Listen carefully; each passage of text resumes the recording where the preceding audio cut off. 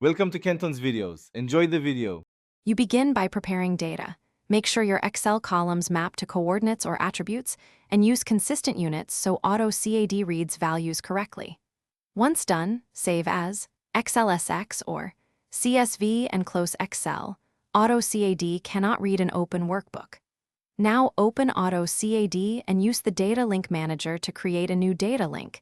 This establishes the live connection. You do this because a data link lets you update drawing objects when the spreadsheet changes, saving manual edits, and once the link exists, choose whether to import as a table, attach as a live table, or map cells to block attributes and objects.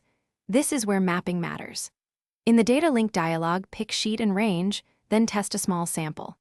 Next, use Autocad's table or fields to reference cells, or run a simple script /Lisp that reads columns X, Y, and places point or inserts blocks at those coordinates. This step ensures values translate into geometry, not just text, so your drawing becomes data-driven. To finish, update the link so Autocad pulls the latest spreadsheet values and verify objects placed correctly. Make sure number formats, delimiters, and units match.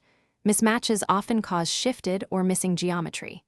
If placements are wrong, check coordinate order, X, Y, drawing origin, and any scale factors. You can test with a one-row sample before full import. Finally, save a copy of both files. Make sure to rerun Data Link Managers, update when Excel changes. This prevents drift and maintains consistency.